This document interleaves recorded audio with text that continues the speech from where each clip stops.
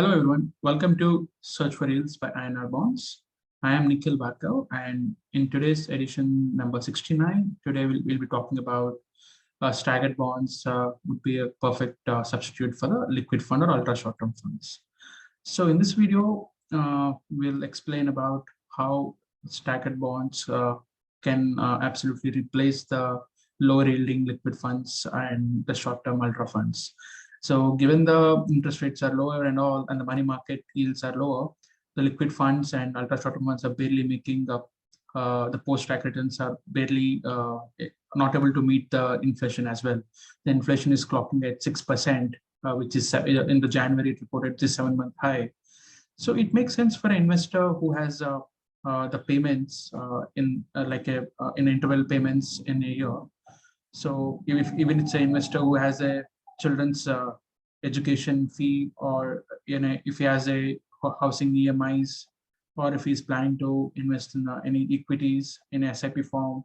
So staggered corporate bonds, like they pay back your capital in a partial manner before the maturity, unlike a typical bond where they pay back your complete principal at maturity. But however, the staggered bonds pay back you in a partial way.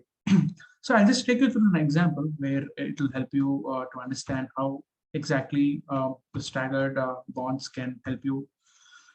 So let's just take a bond named XYZ with a maturity of 1 year, trading at 10% YTM, and the coupon is also 10%, trading at par, with a partial quarterly redemption of 25% of your face value. I have taken the face value as 1 lakh. So in the next 1 year, every quarter, it pays back your 25% of your face value. That is your investment of 1 lakh. So 25% of 1 lakh is 25,000. So if you see the table right next to it, so in the quarter one, you will get the 10% coupon of your invested amount, that is 1 lakh.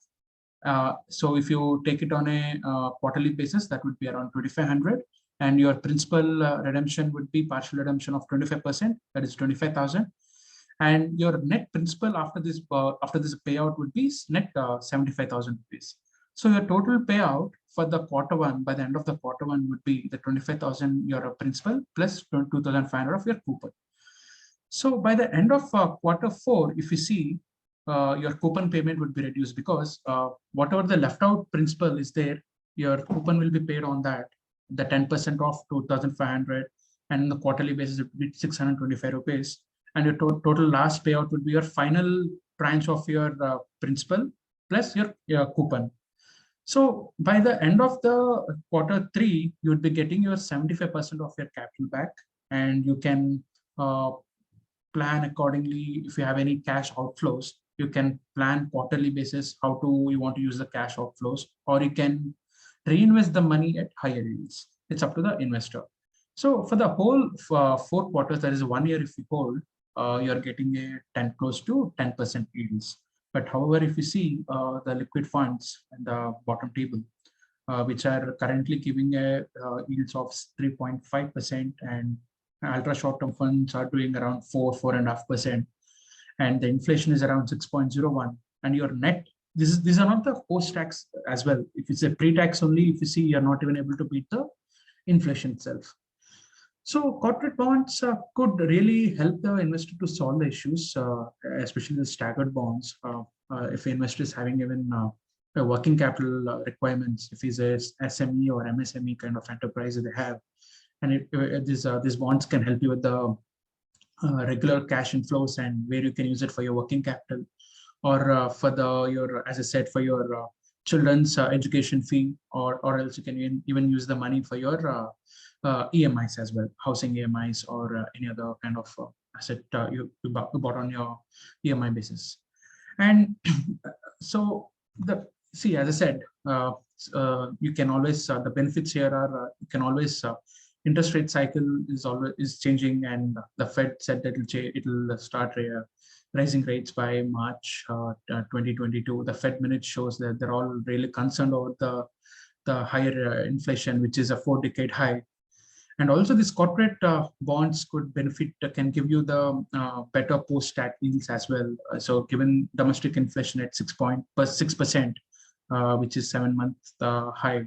So you need to really post-tax yield should really beat your 6% range. So your returns and the yield should be, if you're at 30% bracket, should be about 8.5%.